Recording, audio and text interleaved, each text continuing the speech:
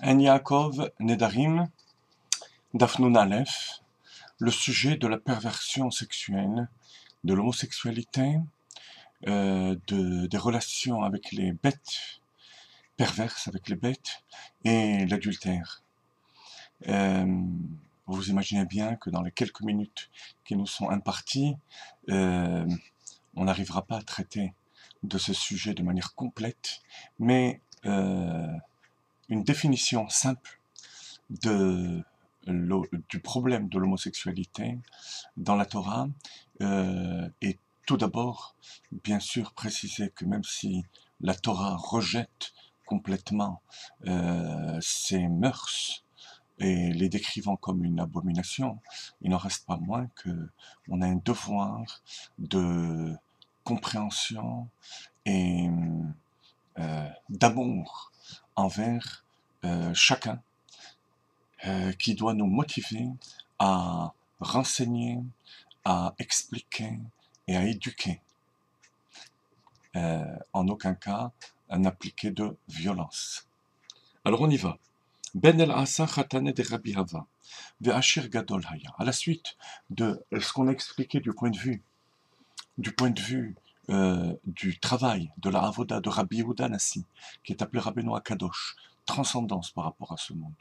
Alors que Bar Kapara, c'est le travail par la simcha, de dévoiler la spiritualité dans le monde, c'est ça la simcha. On nous raconte que le gendre de Rabbi Yehuda Nassi, Ben el-Asa, qui descendait de Rabbi Shmael, de Rabbi Elisha, donc le yichus, l'ascendance, au niveau de Kedusha extrême, qui était riche, et qui était le gendre de Rabbi Yehuda Nassi, qui avait la Torah à sa portée, les trois qualités, était aussi à un niveau spirituel très haut, comme vous allez le voir. Azmene, le Behilula de Rabbi Shimon bar Rabbi, il est venu donc au mariage de son beau-frère. Amar le Bar Kapara, le Rabbi Maïtoeva. Et à ce moment-là, Bar Kapara va poser trois questions à Rabbi, en cherchant en même temps d'amener la simcha au mariage. Et il lui demande quelle est la définition de To'eva, abomination, terme qui est employé pour l'homosexualité dans la Bible. Amar le Rabbi, alors chaque chose que Rabbi proposait, enfin chaque définition qu'il proposait, Aksha Bar Kapara réfutait. À la fin, Rabbi propose à Bar Kapara de définir lui-même. Qu'est-ce que To'eva? Bar Kapara, donc, avec ce désir d'amener la simcha dans l'assistance, lui dit: je suis d'accord de te définir ce qu'est To'eva si ta femme m'apporte un verre de vin, me sert un verre de vin. Et c'est ce qu'elle fit. Ça ne lui suffit pas. Il demande à Rabbi: Kom rekodli, mets-toi à danser. Et il obtempère. Et à ce moment-là, il lui donne la définition. Il dit: qu'est-ce que To'eva? To'e ata ba. C'est la contraction de trois syllabes. To'eva, To'e ata ba. Tu te trompes dans elle.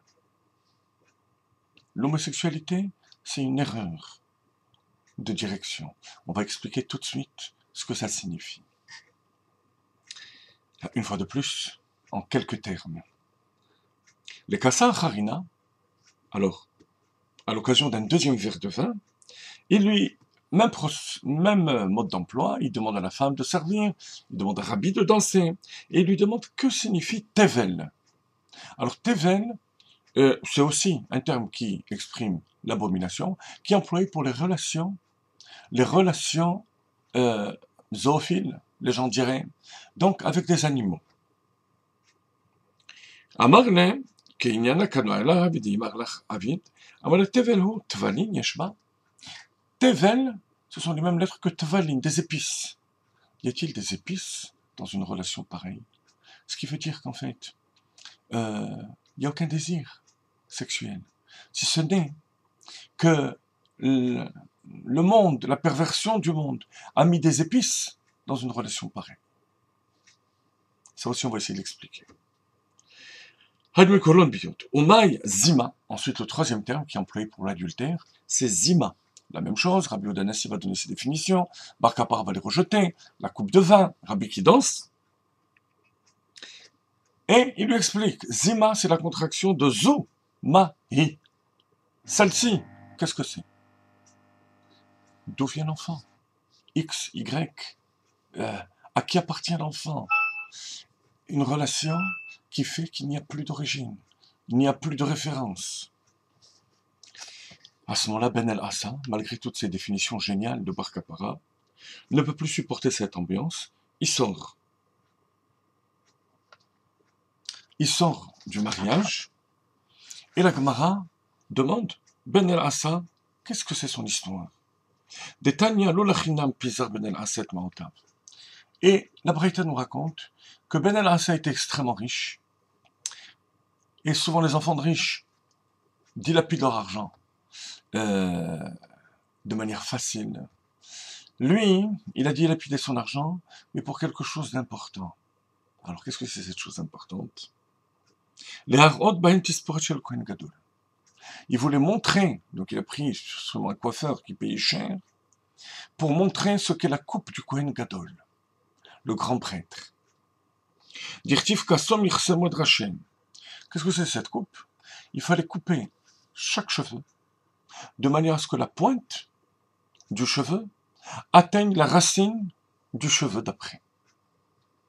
Donc, coupe extrêmement longue, fastidieuse, c'est la coupe du Kohen Gadol. Alors je vais commencer par ça. Que signifie cette coupe? Et pourquoi la Gemara nous le raconte chez Ben El-Hassan? Les Chidusha Geonim, les interprétations sur le côté, nous disent que, en fait, il s'agit là du symbole de la Kedusha. Dans la Kedusha, dans la sainteté, chaque chose a sa place.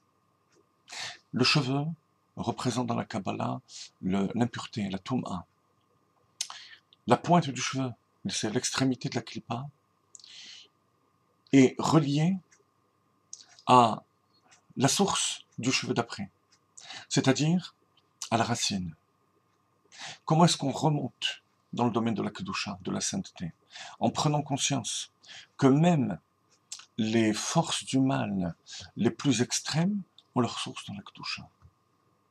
Et ça, c'est le travail de Rabbeinu Akadosh, de Ben El-Hassan, de faire en sorte que le monde matériel remonte vers Akadosh Baruch. Il ne pouvait donc pas supporter l'attitude de Bar Kappara. L'attitude de Bar Kappara, c'était de montrer qu'il fallait dévoiler toute la Kedusha, toute la sainteté par la Simcha, même dans ce monde matériel, ici-bas. Mais attention, attention, en prenant garde des moindres détails. Parce que, chers amis, lorsqu'on a cet esprit d'ouverture, et cet esprit d'ouverture extrême, on risque de sombrer dans le mal et la perversion. Comme nos maîtres disent, Srok vekaludrosh margemin et adam le'erva. Le rire excessif et la légèreté entraînent la personne à la perversion. Il s'agit là de perversion sexuelle. Pourquoi? Parce que lorsque l'esprit d'ouverture est tellement extrême qu'il ne supporte plus les références et les valeurs qui sont propres à nos racines, alors ça entraîne la perversion. Je parle là de la dictature de l'esprit qui s'installe à chaque époque. C'est pas nouveau, c'est pas propre à notre génération, à notre époque. Ça existait aussi à Sodome et Gomorrhe. Quelqu'un qui pensait différemment et qui va donner sa propre définition de l'homosexualité ou des relations avec les bêtes. Alors attention, ne riez pas, chers amis. C'est une question de temps. Question de temps. Parce que bientôt, lorsqu'on fait sauter tous les tabous, soi-disant, et toutes les limites, il n'y a plus de limites, justement. Jusqu'à l'adultère, et jusqu'à l'accepter, et en faire l'apologie. Alors, qu'est-ce que c'est l'homosexualité? C'est se tromper. Parce qu'en fait, chez chaque être humain, il y a le côté masculin et le côté féminin. Donc, tu te trompes dans elle. Un homosexuel, il va voir, quand je parle d'un homme, il va voir chez l'autre homme le côté féminin qui va lui plaire. Ou inversement, lui, il va être satisfait du fait qu'on voit le côté féminin qui est en lui. Et c'est ce qu'il va rechercher. Donc en fait, ce n'est pas le côté féminin qui le dérange. Au contraire, c'est ce qui l'attire chez l'autre. Mais il ne veut pas le chercher chez la femme. Parce que chez la femme, ce côté féminin est beaucoup plus développé. Il le fait en petite quantité. To'e ataba, tu te trompes. Tu crois que tu es attiré par les hommes, mais c'est le contraire. La même chose, bien entendu, pour une femme. Excusez-moi de la rapidité et de la définition lapidaire que j'en fais, mais en 3 mots, c'est ça. Pour l'animal, c'est la même chose. Aucun désir. Mais il s'agit d'une psychose. Qui se crée chez l'homme, lorsqu'il n'y a plus de limite, ben finalement, on recherche ce néant. Parce que on a mis quelques épices. Vous mettez des épices dans des vers de terre et vous les vendez en sachet. Ça se vend d'ailleurs dans le commerce. Ça a commencé.